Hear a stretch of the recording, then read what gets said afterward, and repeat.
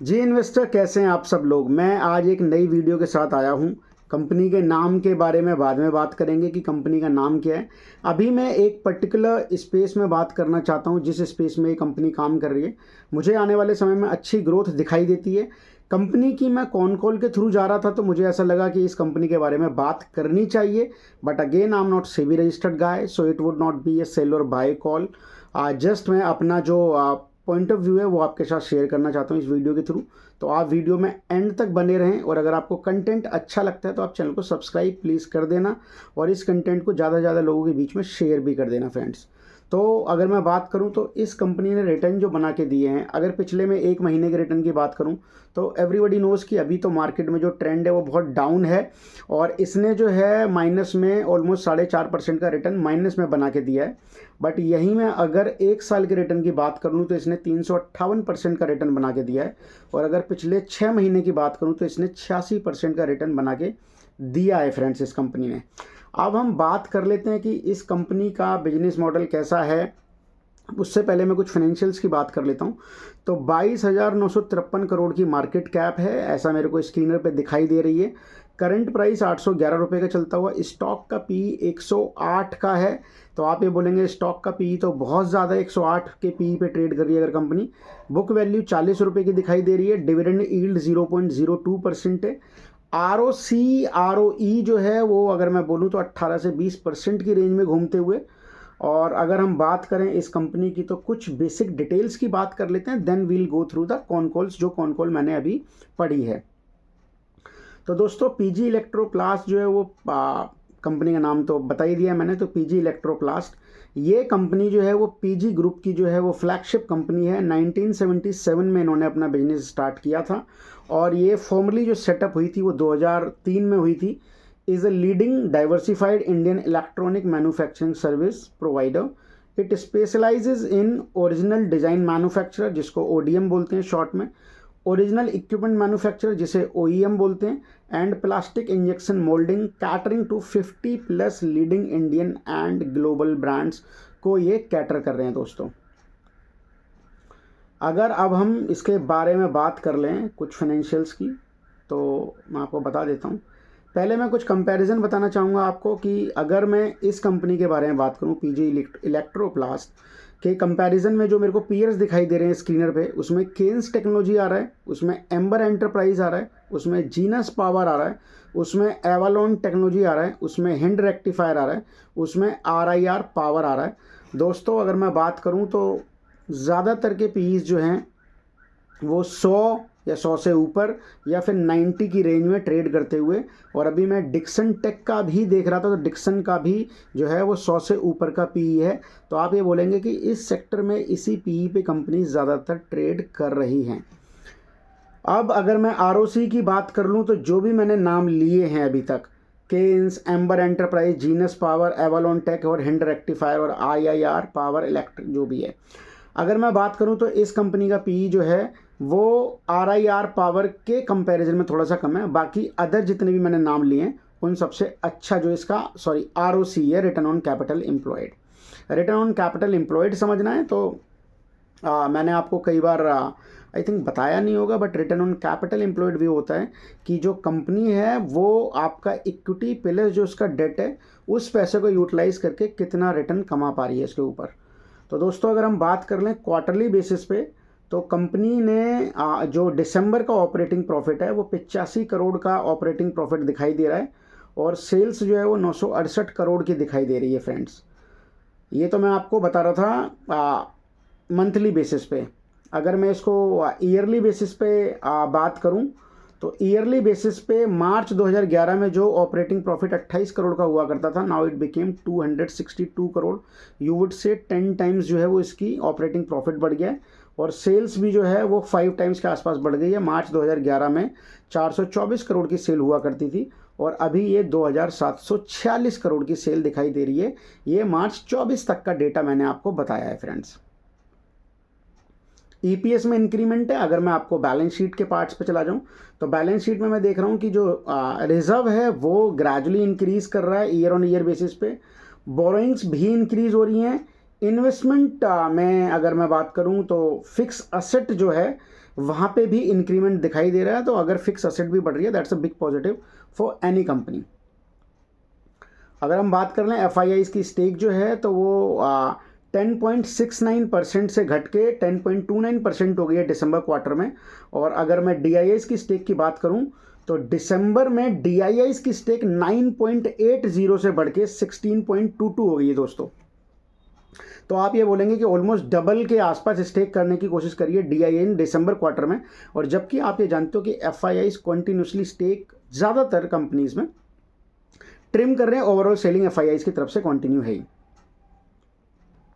अब ज़्यादा टाइम ना वेस्ट करते हुए दोस्तों मैं लेके जाता हूँ कॉन कॉल पे जो कंपनी ने बात करी है। तो जो अगर मैं कॉन कॉल की बात करूँ मेन, तो कॉन कॉल में विशाल गुप्ता जी जो MD एंड चेयरमैन हैं, और आपका प्रमोद गुप्ता जी जो CFO हैं कंपनी के, इन्होंने जो है मेन एक्सिस कैपिटल के दीपक अग्रवाल जी हैं। तो उस कॉन कॉल को मैं गो थ्रू करता हूँ।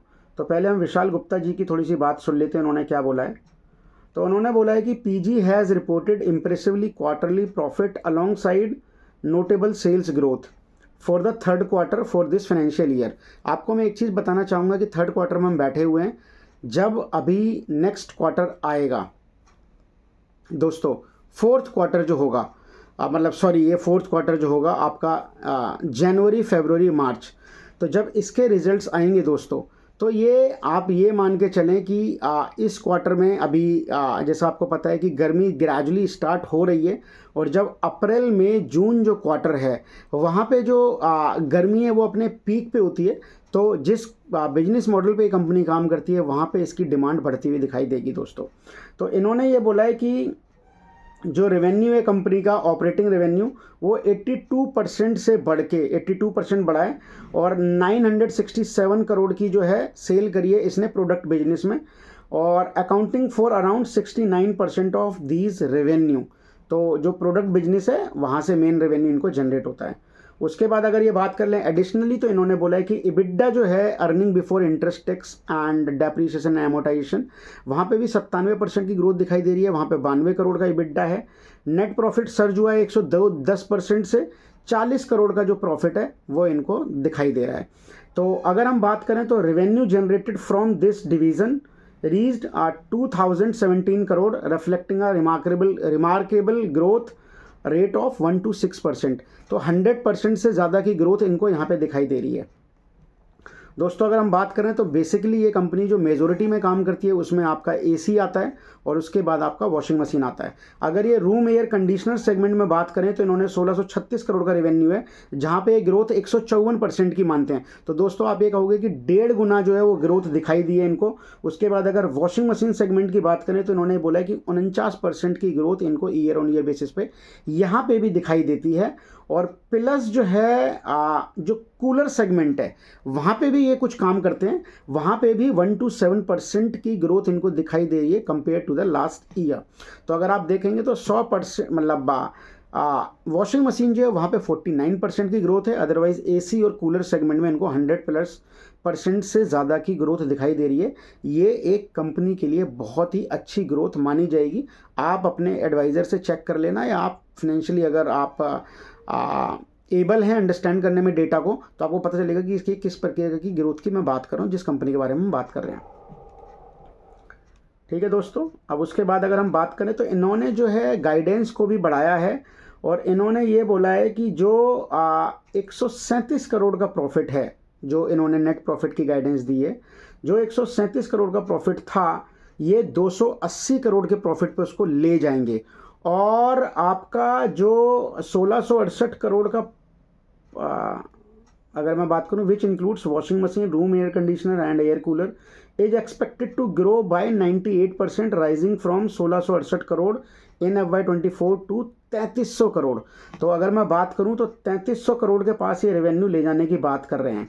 तो कैपिटल एक्सपेंडिचर गाइडेंस है वो इन्होंने 370 करोड़ से 380 करोड़ के बीच में रखी है। तो जब कोई कंपनी कैपेक्स प्लान करती है तो इट मीन्स वो कैपेसिटी को एनहेंस करने की बात कर रही है, या फिर वो अपनी वर्किंग कैपिटल, या कई सारे रीजंस होते हैं जिसके लिए वो कैपेक्स करती है कंपनी। और अगर एक कंपनी कैपेक्स करती है तो that is good for uh company, और इन्वेस्टर के पॉइंट ऑफ व्यू से भी एक अच्छी चीज़ होती है। तो दोस्तों उसके बाद अगर हम बात कर लेते हैं क्वेश्चन एंड आंसर सेशन में, तो अगर हम बात करें तो धनंजय बगरोडिया हैं, उन्होंने ये बोला है कि फैंटेस्टिक रिजल्ट आया आपका। उनका क्वेश्चन ये था कि हम जो है किसी और एरिया में भी कुछ करने की कोशिश कर रहे हैं। तो प्रमोद गुप्ता जी जो CFO है कंपनी के, उन्होंने ये बोला है कि we have been actually disclosing whatever growth opportunities we have finalised and we'll continue to do so. मतलब जो भी हम करते आ रहे हैं उस तरीके से काम को करते आगे चले आएंगे। और so we don't have right now any new update and on any other new opportunities, जैसे ही वो आएगी हम आपको अपडेट कर देंगे फ्रेंड्स। उसके बाद अगर मैं बात करूं तो उनका सेकंड क्वेश्चन है कि आप मार्केट शेयर कैसा देख रहे हैं। मार्केट शेयर मैं आपको बता चुका हूं दोस्तों, अगर 10 AC बिक रहे हैं मान लो, और हेवल्स जो है वो 7 AC बेच रहा है फॉर एन एग्जाम्पल, तो इट मीन्स आप ये कहोगे कि 10 AC में से अगर 7 AC हेवल्स ही बेच रहा है तो इट मीन्स 70% मार्केट शेयर जो वो हेवल्स का है। तो ये एक मार्केट शेयर है। इस मार्केट शेयर को बढ़ाने की बात करी इन्होंने जब इनसे धनंजय बगरोडिया जी ने ये क्वेश्चन पूछा है। तो इन्होंने ये बोला है कि so the market share numbers are actually a little difficult to fathom. Fathom means होता है अंडरस्टैंड करना, because the volume numbers are not disclose by most of people. तो वॉल्यूम नहीं डिस्क्लोज किया जाता मोस्ट ऑफ पीपल के द्वारा, जिस वजह से इन्होंने डिफिकल्टीज फील करी है। बट इन्होंने ये बोला है कि I don't have the figures और any ball park number also on the market share. तो एग्जैक्टली इन्होंने नहीं बताया है कि क्या एग्जैक्टली हम मार्केट शेयर होगा हमारा, बट इन्होंने ओवरऑल ये बताया कि हम मार्केट शेयर को गेन करने की बात कर रहे हैं। उसके बाद बात करूं मैं तो नताशा जैन जी का क्वेश्चन था जो आपका फिलिप कैपिटल से हैं। उन्होंने बोला कि जो शॉर्टेज है कंप्रेशर की, जो कंप्रेशर के बिजनेस में भी ये अभी ग्रेजुअली जो है स्टार्ट करेंगे वहाँ पे production. So just wanting to understand how are you placed for the season till June. तो जून तक के लिए बात करना चाहती हैं कि जो कंप्रेशर का बिजनेस है वो कहाँ दिखाई दे रहा है। तो विशाल गुप्ता जी ने उसका रिप्लाई किया है, जो कंपनी के MD एंड चेयरमैन है। जैसा उन्होंने बोला है कि जो एलिवेटेड लेवल्स ऑफ इन्वेंट्री, इन्होंने जो लेवल्स हैं इन्वेंट्री को वो बढ़ा दिए हैं क्योंकि ये एंटिसिपेट कर रहे हैं आने वाले समय में किस तरीके की प्रोडक्शन होने वाली है। तो this has been done in the anticipation of the shortage of the compressor. जैसा मैंने आपको पहले बताया कि ये जो आपका जून मंथ है, अप्रैल में जून आने वाले समय में आएंगे, वहाँ पे जो डिमांड है ज़्यादा होती है, तो वहाँ पे जो इन्वेंट्री है उसको एलिवेट किया है इन्होंने। As far as we are concern we don't see major there is a challenge for the industry. और अगर होगा तो फिर वो होगा, इनको ऐसा कोई चैलेंज दिखाई नहीं दे रहा, बट अगर होगा तो वो सबके लिए होगा, ऐसा इनका कहना है। नताशा जी ने PLI स्कीम के बारे में बात करा, जो प्रॉफिट लिंक्ड इंसेंटिव होता है, वहाँ पे भी इन्होंने अप्लाई किया है। और ये 300 करोड़ की कैटेगरी में पहले से हैं ये PLI स्कीम में। तो PLI स्कीम जो है दोस्ती वो प्रॉफिट लिंक्ड इंसेंटिव होती है। जो गवर्नमेंट है वो लोगों को इंडस्ट्रीज़ को बूस्ट करने की कोशिश करती है कि आप ज़्यादा से ज़्यादा सेल्स करें, और सेल्स के अगर नंबर बढ़ेंगे तो हम आपको इस तरीके की बेनिफिट्स आपको इंसेंटिवाइज करेंगे इन चीज़ों से। उसके बाद नताशा जैन जी का ये लास्ट क्वेश्चन है कि जो टॉप लाइन ग्रोथ है वो बहुत स्ट्रांग है, but on quarter basis there is a gross margin decline. Just want to understand has our product mix change. Product mix means ये होता है कि जो आप प्रोडक्ट कॉस्ट ऑफ मटेरियल है, जो भी प्रोडक्ट है, तो वहाँ पे कुछ मिक्सिंग में चेंज हुआ है या पीछे से ही रॉ मटेरियल की कॉस्ट बढ़ के आ रही है, जिस वजह से ग्रॉस मार्जिन में एक डिक्लाइन आया है। तो इन्होंने ये बोला है प्रमोद गुप्ता जी ने जो CFO हैं, no it's actually the product mix change because Q2 typically is slightly better for the washing machine and the proportion of washing machine sales is higher there. तो इन्होंने ये बोला है कि जो Q2 है वो टिपिकली जो है वो बेटर होता है वॉशिंग मशीन के बिजनेस के लिए, और वहाँ पे सेल्स ज़्यादा हैं। And in the Q3 and in the rest for the other quarters the AC washing sales are as a proportion are typically higher. तो जो ग्रॉस कंट्रीब्यूशन है AC बिजनेस में वो स्लाइटली लोअर था than the gross contribution in the washing machine. तो दोस्तों जैसा मैं आपको बता रहा हूँ कि जो Q2 है वो ये बोलते हैं कि ये वॉशिंग मशीन के लिए ज़्यादा होता है, क्योंकि अगर मैं आपको एक बेसिक अंडरस्टैंडिंग देने की कोशिश करूँ तो जो वॉशिंग मशीन का बिजनेस है वो ठंड में अपनी पीक पे जाता है, और जो समर है मुझे लगता है वहाँ पे एक स्लो डाउन आता है। ये मेरी अंडरस्टैंडिंग है और मैनेजमेंट की कमेंट्री से मेरे को ऐसा लग रहा है। जो AC का बिजनेस है वो समर सीजन में अपनी पीक पे जाता है और विंटर सीजन में डाउन हो जाता है। तो आप ये कहेंगे थोड़ा सा मुझे ऐसा लगता है कि ऑपोजिट रिलेशन है वॉशिंग मशीन और आपका ये जो बिजनेस है। उसके बाद आपका इन्होंने जो गाइडेंस दी है प्लस इनका एक और मैं आपको चीज़ बता दूं, अभी जो इनका मैंने आपको सेल्स के नंबर बताए हैं, तो सेल्स के नंबर मैंने आपको बताए हैं 2746 करोड़ के सेल्स के नंबर मैंने बताए हैं। ये मार्च 24 का डेटा है। मार्च 25 तक फ्रेंड्स ये जो डेटा है, ये जो मैनेजमेंट का दिया है इन्होंने, जस्ट वेट, कुछ 5100 करोड़ की सेल्स को इन्होंने करने की बात करी है। तो वहाँ पे अच्छी ग्रोथ दिखाई दे रही है दोस्तों। ये 5100 करोड़ के नंबर है। अभी मैं नीचे इसमें जाऊँगा तो मैं आपको बताऊँगा कहाँ पे ये क्वेश्चन बोला गया है। जस्ट वेट,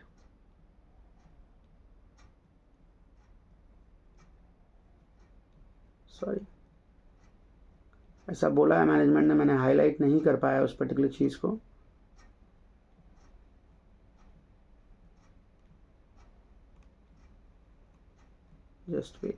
जस्ट वेट, अभी 1 मिनट में आपको बताता हूँ। प्रॉफिट भी इन्होंने डबल करने की बात करी है आई थिंक, और जो सेल्स के नंबर हैं उसको भी बढ़ाने की बात करी है। 5100 करोड़ में कुछ देख पा रहा था, वो बताने की कोशिश करूँगा।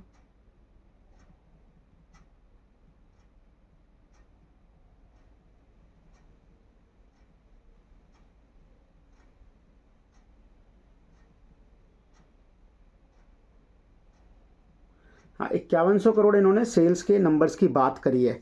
तो सेल्स के जो नंबर हैं वो बढ़ने को हैं, तो मतलब अगर आप बोलो 2700 करोड़ से 5100 करोड़, ये बहुत बड़ा पॉजिटिव होगा इसके लिए। अब मैं नीचे जाता हूँ, तो एक क्वेश्चन पूछा गया था किसी की तरफ से कि जो अभी जो एग्जिस्टिंग बिजनेस है उसके अलावा कहीं ये और भी काम करने की कोशिश कर रहे हैं। तो एक दोस्तों इनसे पूछा गया था, ओंकार गुगड़ डरे, एग्जैक्ट कुछ नाम मैं प्रोनाउंशिएट नहीं कर पा रहा हूँ। उन्होंने पूछा था कि is it safe to assume that you would be looking at categories like laptops, notebook और से mobiles as a category. Sorry, management ने क्लियरली डिक्लाइन किया है। इन्होंने बोला है कि that is a different segment, that is actually not a part of the main company. जो मेन कंपनी का बिजनेस है वहाँ पे इस तरीके का काम नहीं होता है। It is actually as a part of the जेवी।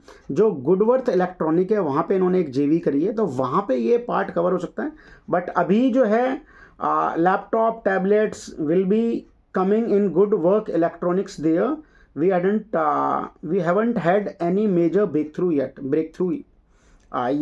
तो मीन्स अभी तक ऐसा कुछ नहीं है, बट आने वाले अगर कुछ क्वार्टर्स में होगा तो वील लेट यू नो। दोस्तों अगर मैं बात करूं उसके बाद, तो रुक जाइए उसके बाद या, और अगर मैं बात करूं पैट की, प्रॉफिट आफ्टर टैक्स के मार्जिन्स की, तो दोस्तों मार्जिन्स पे भी मैं आपको एक बहुत इंपॉर्टेंट न्यूज़ बताना चाहता हूं, वो भी बहुत ज़रूरी था। तो अगर मैं मार्जिन्स की बात करूं, तो अगर मैं इनके ईयरली बेसिस पे देखूं, तो इन्होंने मार्च 2024 में जो मार्जिन है, ऑपरेटिंग प्रॉफिट मार्जिन जो है वो 10% तक क्लॉक किए हैं। तो इट्स मतलब अगर मैं इस इंडस्ट्री में बात कर लूं तो 10% के मार्जिन्स ये मेंटेन कर रहे हैं। और अगर मैं बात कर लूं अदर कंपनीज़ के, तो इसमें डिक्सन टेक एक बहुत बड़ा नाम है। अगर ईयर ऑन ईयर बेसिस पे मैं डिक्सन टेक के नंबर की बात कर लूं, तो ये दोस्तों मार्च 2024 में 4% के मार्जिन मेंटेन कर पा रहे हैं। तो आप ये देखेंगे 4% और 10% मतलब डबल से ज़्यादा के मार्जिन ये कंपनी मेंटेन कर रही है। ये भी जब आप किसी कंपनी को एनालाइज करने की कोशिश करते हैं तो आपको मार्जिन्स भी देखने चाहिए कि जो इसके कॉम्पिटिटर हैं, जिस भी सेक्टर में आप या जिस भी इंडस्ट्री में आप कंपनी को कोशिश कर रहे हैं ढूंढने की, तो वहाँ पर आपको ये देखना भी बहुत ज़रूरी हो जाता है दोस्तों। तो इन्होंने बोला है कि जो पैट मार्जिन है क्या वो 5.54% एक्सपेक्ट कर सकते हैं। तो प्रमोद गुप्ता जी जो CFO, उन्होंने बोला कि हम एग्जैक्ट तो नंबर आपको नहीं बता सकते हैं, बट हम ये बोल सकते हैं कि हाँ 5% की रेंज में हम मैनेज करने की कोशिश करेंगे दोस्तों। उसके बाद एक क्वेश्चन ये आया था कौशिक मोहन का कि जो आपका QIP, इन्होंने रिसेंटली एक QIP किया है, तो उसका होगा क्या उस QIP का। तो इन्होंने ये बोला है कि QIP का एक्चुअली ये क्या करेंगे, QIP का एक तो आपका ये जो वर्किंग कैपिटल है उसको जो है मैनेज करने की कोशिश करेंगे, क्योंकि जो इंटेंसिटी है वो बहुत ज़्यादा बढ़ चुकी है एसी वगैरह के बिजनेस। जैसे मैं आपको एल नीनो इफेक्ट के बारे में कई बार अपनी वीडियो में बात कर चुका हूँ, उसकी वजह से जो है ये बिजनेस ग्रो करेगा। उसके बाद इन्होंने ये बोला था कि जो 5 स्टार 4 स्टार 3 स्टार जो एसीज होते हैं, इनकी क्या है एक रेटिंग होती है, तो रेटिंग के बेसिस से खर्चे भी बढ़ जाते हैं। तो उन्होंने ये पूछा था कि आप ये एक्सपेक्ट कर सकते हो कि 1000-2000 रुपये से बढ़ जाएगा क्या। तो इन्होंने जो 3 स्टार मॉडल है उसके बारे में तो उन्होंने ये बोला नहीं है कि मेजर प्राइस इंक्रीज करेंगे, बट हाँ अगर ये 5 स्टार मॉडल की बात करें तो वहाँ पे ये एक्सपेक्ट कर रहे हैं कि 700 से 800 रुपये ये पर एसी एक्सपेक्ट कर सकते हैं। 5 स्टार मॉडल की बात करी है इन्होंने, 3 स्टार को उसमें नहीं कैटेगराइज किया या 4 स्टार। ठीक है, ये क्वेश्चन का आंसर हो गया। उसके बाद इन्होंने ये बोला है, नेक्स्ट क्वेश्चन ये है कि जो प्लांट कमीशन करने की बात की जा रही है वो प्लांट जो कमीशन करने की बात की जा रही है, क्योंकि अगर कैपेसिटी इंक्रीज होगी तो प्लांट जो है वहाँ पे भी प्लांट लगाने पड़ेंगे, तभी वो काम आगे बढ़ पाएगा। तो अगर मैं बात करूँ तो जो प्लांट एक्सपेंशन की इन्होंने बात करी है, तो इन्होंने ये बोला है कि एक तो भिवाड़ी में ये एसी जो प्लांट है वहाँ पे काम चल रहा है। इन्होंने we are commissioning a plant in Bhiwadi for making ACs which has actually been almost commission, मतलब कमीशन मतलब वो ऑलरेडी कमीशन हो चुका है, और वहाँ पे प्रोडक्शन जो है वहाँ पे ट्रायल प्रोडक्शन इनका चल भी रहा है। और we are waiting for BIS certification, एक सर्टिफिकेशन होता है जिसका ये वेट कर रहे हैं। उसके बाद we'll go into the final production from next month और probably most likely towards the end of this month. तो मतलब इस मंथ के एंड में जो है वो फाइनल प्रोडक्शन स्टार्ट हो जाएगी। Apart from that we are also constructing a plant in Greater Noida for expanding the capacity of washing machine. तो भिवाड़ी में जो है वो एसी के लिए, और ग्रेटर नोएडा में जो है वो वहाँ पे वॉशिंग मशीन के लिए हो रहा है। और वहाँ पे जो वॉशिंग मशीन वाला है वो अप्रैल या मई के बिगिनिंग में, अप्रैल एंड और मई के बिगिनिंग में ये प्रोडक्शन स्टार्ट कर सकते हैं। और उसके बाद we have an ongoing kind of plant expansion which we did in Supa which has already got into the production। दोस्तों 3 तरीके की बात करी है, और ये बोलते हैं कि अगर हम बोथ प्लांट को मिला लें टोटल कैपेसिटी तो ये 3.5 लाख एसीज बना पाते हैं मंथली बेसिस पे। दोस्तों 3.5 लाख एसी मंथली बेसिस पे। उसके बाद मैं और आगे जाऊं तो दोस्तों ये एक्चुअली थोड़ा वीडियो लंबा इसलिए हो रहा है क्योंकि मैं आपको मोटा मोटा अंडरस्टैंड करवाने की कोशिश कर रहा हूँ कि जो कॉन कॉल होती है you have to give lot of time. तो I will try to summarize the data कि जिस तरीके के क्वेश्चन आंसर सेशन हुए, next time I will try to jot it down on the notebook, और तब मैं आपको करवाने की कोशिश करूँगा, तो जिससे आपकी लाइफ भी ईजी हो जाएगी। इतना लंबा वीडियो आपको देखना नहीं पड़ेगा। बट दोस्तों कोशिश करूँगा कि अगर आपको चैनल कंटेंट अच्छा तो चैनल को सब्सक्राइब जरूर करिएगा। उसके बाद मैं बात करूं अगर, तो यहाँ पे इन्होंने ये बोला है कि अभी ये बात हो रही थी जलज मनोचा जी हैं, जैसा अभी जो सेल्स होते हैं, कुछ ओपन सेल्स होते हैं वहाँ पे कस्टम ड्यूटी जो 2.5% से नील कर दी गई है, तो इन्होंने बोला ये कुछ आपको इम्पैक्ट करेगा। तो इन्होंने बोला कि हम जो बिजनेस है हमारा क्लाइंट के साथ, हम जो भी वेरिएबल्स होते हैं उसको पास ऑन कर देते हैं क्लाइंट के पास, तो इससे बहुत ज़्यादा इम्पैक्ट है नहीं। अगर वो बढ़ेंगे तो हम पास ऑन कर देंगे, अगर नहीं बढ़ेंगे तो नहीं पास ऑन करेंगे। तो यहाँ पे तो ये इन्होंने ये बोला है। उसके बाद इन्होंने ये बोला है कि the companies were directly importing from foreign players and after that when the PLI scheme came subsequent ban on gas charge AC same that market started shifting. तो कुछ आइटम इंपोर्ट होता था, अब जो है शिफ्टिंग हो रही है, आत्मनिर्भर भारत की बातें चल रही हैं। तो वहाँ पे इन्होंने बोला है कि हम कोशिश कर रहे हैं कि ज़्यादा से ज़्यादा कैपेसिटी एक्सपेंड करें बिजनेस में। उसके बाद दोस्तों एक बिजनेस और है, ये 2 व्हीलर सेगमेंट में भी जो है कुछ काम करने की बात कर रहे हैं, और वहाँ पे ये बोलते हैं कि वहाँ पे भी ये 500 करोड़ के रेवेन्यू को एक्सपेक्ट कर रहे हैं। उसके बारे में इन्होंने ज़्यादातर मैनेजमेंट ने कमेंट्री में अपनी यही बोला है कि हम 4th क्वार्टर में ज़्यादातर जो नंबर्स हैं वो डिस्क्लोज करेंगे आपके। उसके बाद अगर मैं बात करूं तो उत्तम पुरोहित हैं, अगर मैं बात करूं नेटवर्थ कैपिटल से, मोनार्क नेटवर्थ कैपिटल, उनके 2 इंटरेस्टिंग क्वेश्चन मेरे को नजर आए जो उन्होंने बोला मान लो कि हमारे टॉप 1, टॉप 5 और टॉप 10 क्लाइंट जो हैं वो कुछ कॉन्सेंट्रेशन फिगर बता दो, वहाँ से क्या रेवेन्यू आता है।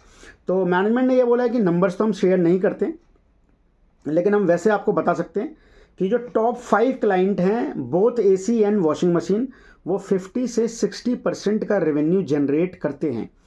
तो ये एक बहुत बड़ा नंबर है कि 50-60% का जो नंबर रेवेन्यू है वो टॉप क्लाइंट से आता है, टॉप 5 से। उन्होंने ये बोला उसके बाद कि हम क्या ये मान के चलें कि कोई भी क्लाइंट 15% से ज़्यादा का बिजनेस नहीं देता है? तो उन्होंने बोला नहीं, ऐसा नहीं है। एसी में तो ऐसा है, बट वॉशिंग मशीन में ऐसे क्लाइंट हैं जो 15% से ज़्यादा का भी सिंगल क्लाइंट बिजनेस देता है।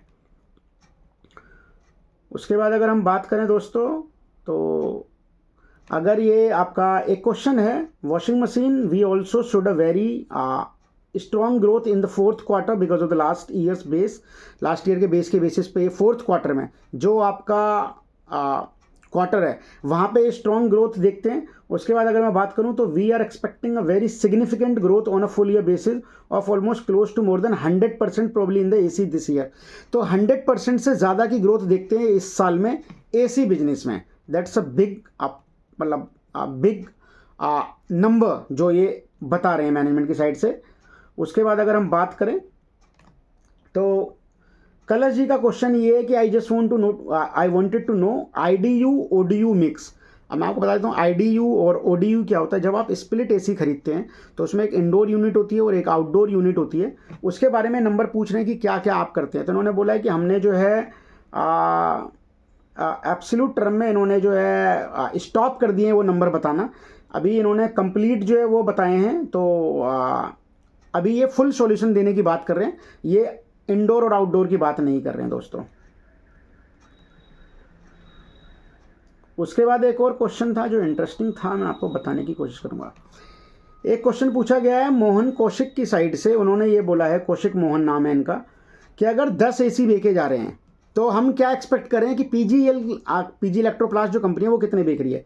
तो इन्होंने बोला कि अगर 10 एसी बेचे जा रहे हैं, ये एक रफ नंबर बताया है जो उनको लग रहा है मैनेजमेंट को कि 1.2 एसी जो है वो ये बेचते हैं।